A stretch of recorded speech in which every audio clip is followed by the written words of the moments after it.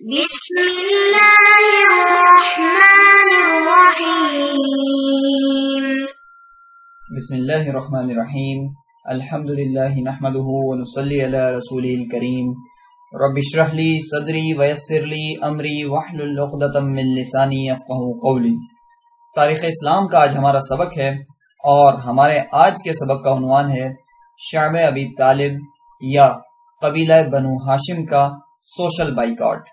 اس سبق کو شروع کرنے سے پہلے ہم اپنی عادت کے مطابق پچھلے سبق کی دہرائی کریں گے کہ گزشتہ سبق میں ہم نے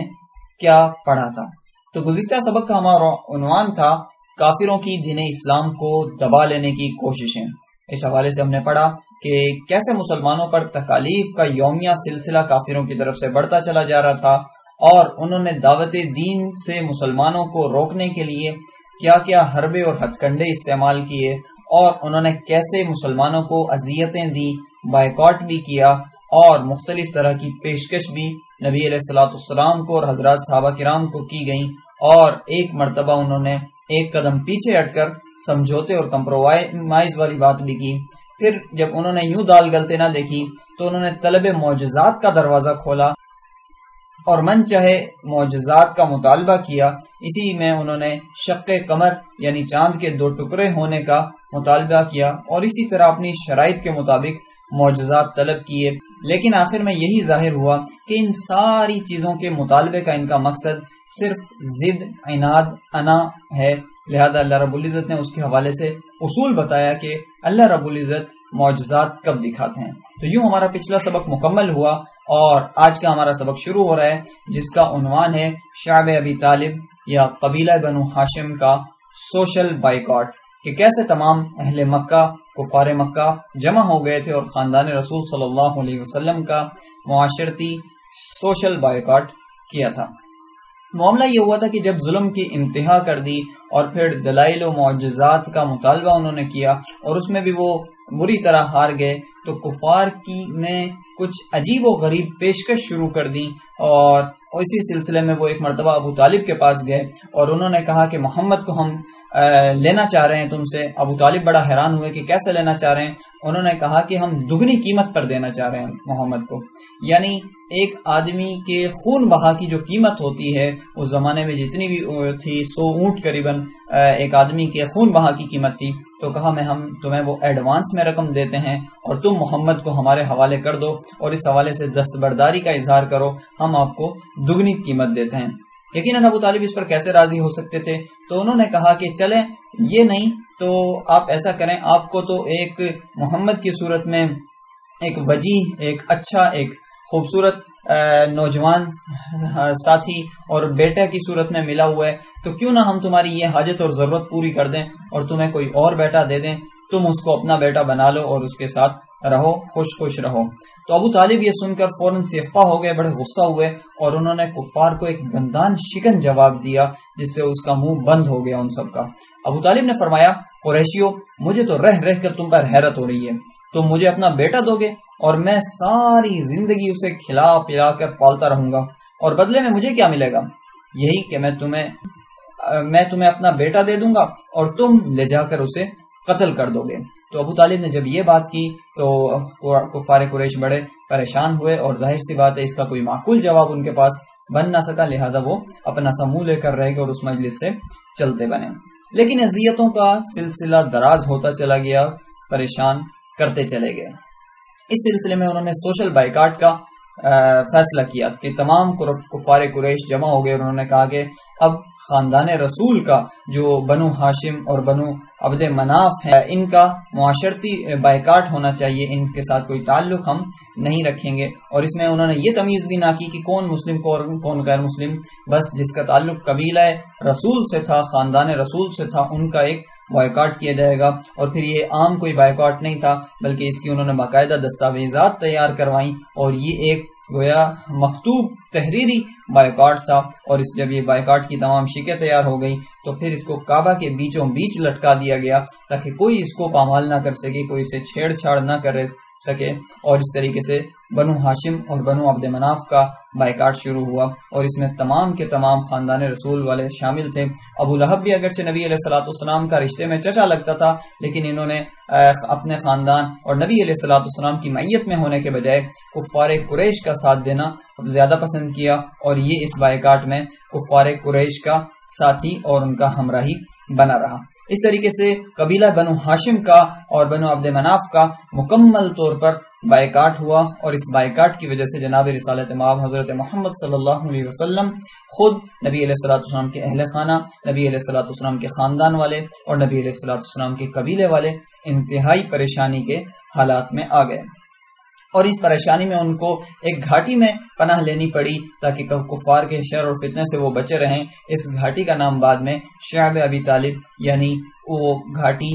شعب کا مطلب عربی زبان میں گھاٹی ہوتا ہے، ابو طالب کی گھاٹی، یعنی ابو طالب کی سربراہی میں جو بنو ہاشم اور بنو عبد مناف جس گھاٹی میں پناہ گزین ہوئے تھے، پناہ رہے تھے۔ تو اس دورانیے میں تمام مکہ کا مشترکہ بائیکاٹ مکہ والوں نے کیا، اور اس بائیکاٹ کی جو شکایتیں ہوئی اس میں یہ بھی تھا کہ ماضی و مستقبل کے تمام رشتے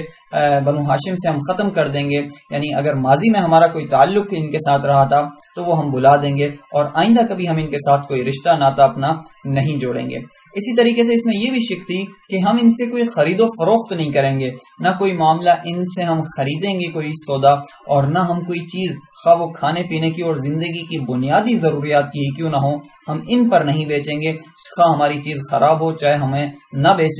بیچنے کا موقع ملے، لیکن ہم ان کو فروخت نہیں کریں گے۔ اس طریقے سے ہر تعلق ہمارا ان سے قطع ہے، اور ہر موالات اور ہر رشتہ ناتا ان سے، اور صرف یہ لوگ اپنے تک ہی محدود نہیں رہے بلکہ ادھر ادھر جو مکہ میں تاجر آیا کرتے تھے ادھر ادھر قبائل سے، ان پر بھی ایک ناکہ بندی کی، ان پر بھی گویا پابندی لگائی کہ تم ہر قوم قبیلے کو چیزیں بیچ سکتے ہو، لیکن بنو ہاشم کو کوئی چیز نہیں بیچو گے۔ اس طریقے سے یہ معزز خاندان اتنا پریشان اور اتنا مجبور ہوا کہ کھانے پینے کی کوئی چیز تک نہ ملتی تھی، تو وہاں پر درختوں کے پتے اور اسی طریقے سے کھال اور چمڑے تک یہ کھانے پر مجبور ہو گیا، اور اذیتوں اور تکالیف پر مشتمل یہ دورانیہ مسلسل جاری رہا، کوئی کچھ دنوں نہیں، کچھ مہینوں نہیں، بلکہ یہ جو دورانیہ تھا مسلسل کئی سالوں تک جاری رہا۔ لیکن نبی علیہ الصلوۃ والسلام اپنی دعوت و تبلیغ سے بالکل نہ رکے، اور اس دورانیے میں بھی جب نبی علیہ الصلوۃ والسلام کو موقع ملتا، کوئی بیرون مکہ کا شخص آتا، نبی علیہ الصلوۃ والسلام خود اس گھاٹی سے نکلتے اور ادھر ادھر جا کر تبلیغ کا سلسلہ جاری رکھتے۔ اسی طرح جو لوگ مسلمان ہو گئے تھے ان سے بھی نبی علیہ الصلوۃ والسلام ملتے اور دعوت و تبلیغ کا سلسلہ جاری رکھتے۔ یوں جب 3 سال گزر گئے تو اللہ تعالیٰ کے فضل و کرم سے یہ ظلم کا بادل چھٹا، اور خاندان رسول صلی اللہ علیہ وسلم کو اس گھاٹی سے آزادی ملی، اور شعب ابی طالب کا یہ بائیکاٹ ختم ہوا۔ یہ بائیکاٹ ختم کیسے ہوا، اس کی بھی بڑی ایک زبردست اور دلچسپ کہانی ہے۔ وہ یہ کہ قریش کے 5 معزز سردار تھے، وہ ایک رات انہوں نے فیصلہ کیا کہ ہم عجیب ظلم کے نظام میں رہ رہے ہیں کہ خاندان رسول اور بنو ہاشم وہاں بھوکوں مر رہے ہیں، اور یہاں ہمارے جانور تک بھی کھا رہے پی رہے ہیں، اور ہم وہ ہیں جو کل تک اس بات پر لڑائی کرتے تھے کہ باہر سے آنے والوں کو کون کھلائے گا کون پلائے گا، آج ہمارے ہی قوم کنبے کے لوگ جو ہیں وہ افلاس سے، بھوکوں سے، پریشانی سے مر رہے ہیں۔ یہ سراسر ظلم پر مشتمل ایک نظام ہے، اس کو ختم ہونا چاہیے۔ تو 5 معزز سردار اس حوالے سے کھڑے ہو گئے، جن کے نام یہ ہیں: ہشام بن عمر بن حارث عامری، نمبر 2 زہیر بن ابو امیہ مخزومی، نمبر 3 مطعم بن عدی نوفلی، نمبر 4 ابو البختری بن ہشام اسدی، اور نمبر 5 زمعہ بن اسود اسدی۔ تو یہ 5 لوگ وہ تھے جنہوں نے ایک رات متفق ہو کر کہا کہ ایسا نہیں ہونا چاہیے، اور یہ اس ظالم اور سفاک بائیکاٹ کی مذمت کے لیے کمر بستہ ہو گئے اور اس کے خلاف معاملہ طے کرنے کے لیے کھڑے ہو گئے، اور انہوں نے جا کے سرعام مکہ میں اعلان کیا کہ یہ ظلم اور سفاکیت پر مشتمل بائیکاٹ ہے، لہذا اس کو ختم ہونا چاہیے۔ کافر کیسے اس کو برداشت کر سکتے تھے؟ فوراً سے ابو جہل کھڑے ہو گئے اور کہا کہ ایسا کچھ بھی نہیں ہونے والا، سب کے مشورے سے ایک بات ہوئی اور وہ برقرار رہے گی۔ دیگر کافر بھی ابو جہل کے ساتھ آ کر کھڑے ہو گئے، اس کے کندھے سے کندھا ملایا اور ان 5 حضرات کے خلاف بات کرنے لگے، لیکن یہ لوگ پہلے سے تیار تھے، اور انہوں نے کہا کہ کون سے بائیکاٹ اور کون سے آپس کے معاملے کی اور مشورے کی بات کرتے ہو؟ یہ معاہدہ جب تم لکھ رہے تھے اس وقت بھی ہم راضی نہیں تھے، لیکن وقت کی مصلحت کی وجہ سے ہم خاموش ہو گئے تھے، اور جب اب اتنا زیادہ ظلم ہو چکا ہے تو اب ہم خاموش نہیں ہوں گے۔ اور انہوں نے جا کر وہ معاہدے کی جو تحریر تھی، وہ بائیکاٹ والی تحریر، وہ خانہ کعبہ سے نکالی اور اس کو پھاڑ کر پھینک دیا، اور اس پر اس وقت سارا جو معاہدہ نامہ تھا ختم ہو چکا تھا، دیمک اس کو چاٹ چکی تھی، صرف ایک اللہ کا نام باقی تھا۔ اس لحاظ سے یہ معاہدہ ختم ہوا،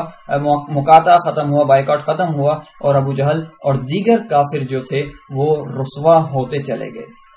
تو یہ جو شعب ابی طالب کا ایک گویا سفاک قسم کا بائیکاٹ تھا، یہ اپنی انتہا کو پہنچا، اور یہ ظلم اور سفاکت اور بربریت کی جو رات تھی وہ صبح میں بدلی، اور گویا یہ خونی بائیکاٹ کا سلسلہ ختم ہوا۔ اس حوالے سے ایک بڑی دلچسپ داستان یہ ہے کہ نبی علیہ الصلوۃ والسلام کو اللہ رب العزت نے بذریعہ وحی اس واقعے کے پیش آنے سے پہلے ہی بتا دیا تھا کہ اب تمہاری آزمائش کا دورانیہ ختم ہو چکا ہے، اور یہ جو بائیکاٹ ہے یہ ختم ہونے والا ہے۔ نبی علیہ الصلوۃ والسلام نے فوراً سے یہ اطلاع جا کر اپنے چچا حضرت ابو طالب کو دی کہ ہماری آزادی کا پروانہ آ چکا ہے، بہت جلد ہم آزاد ہوں گے۔ ابو طالب نے حیران ہو کر پوچھا کہ بھتیجے تم یہ خود اندازے سے کہہ رہے ہو، حالات دیکھ کر مشاہدہ اور اندازہ آپ نے کیا ہے، تجزیہ کیا ہے، یا وحی سے آپ کو پتہ چلا ہے؟ نبی علیہ الصلوۃ والسلام نے فرمایا اللہ کی وحی سے مجھے پتہ چلا ہے۔ تو فوراً سے ابو طالب لوگوں کے پاس گئے اور کہا کہ میرے بھتیجے نے کہا ہے کہ یہ بائیکاٹ ختم ہونے والا ہے، اور میرے بھتیجے نے مجھے یہ بھی بتایا ہے کہ خانہ کعبہ میں موجود جو تحریر ہے اس میں اللہ کے نام کے علاوہ باقی ساری کی ساری کو دیمک چاٹ چکی ہے، تو اگر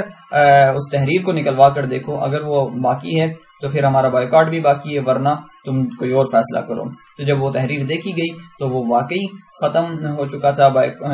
اس میں سب کچھ جو اس کا لکھا ہوا تھا اور صرف اللہ کا نام باقی تھا، اور باقی پھر واقعہ دوبارہ سے وہیں سے جڑ جاتا ہے کہ 5 ان حضرات نے اقدام کیا اور کہا کہ واقعی جب یہ لکھا جا رہا تھا معاہدہ، جب بھی ہم راضی نہیں تھے، اور اب تو اس کا اتنا بڑا ثبوت مل چکا ہے، لہذا اس کو بہرحال ختم ہی ہونا چاہیے۔ تو اس طریقے سے یہ جو واقعہ پیش آیا، اور اس کو مشہور سیرت نگار علامہ ابن ہشام رحمہ اللہ نے اپنی کتاب السیرۃ النبویہ میں یوں ہی ذکر کیا ہے کہ وحی الہی سے نبی علیہ الصلوۃ والسلام کو پہلے سے اطلاع مل گئی تھی، اور گویا یہ ایک نبی علیہ الصلوۃ والسلام کا زندہ معجزہ تھا، لیکن اس کے باوجود ان کو ایمان کی تو توفیق نہ ہو سکی۔ تو یہاں جا کر الحمدللہ ہمارا درس مکمل ہو گیا۔ حسب سابق ہم اپنی عادت اور دستور کے مطابق آج کے سبق کا خلاصہ دہرائیں گے کہ آج کے سبق میں ہم نے کیا پڑھا۔ تو آج کا جو سبق تھا ہمارا عنوان یہ تھا شعب ابی طالب یا قبیلہ بنو ہاشم کا بائیکاٹ۔ کفار کی اسلام کو مغلوب کرنے کی سازشیں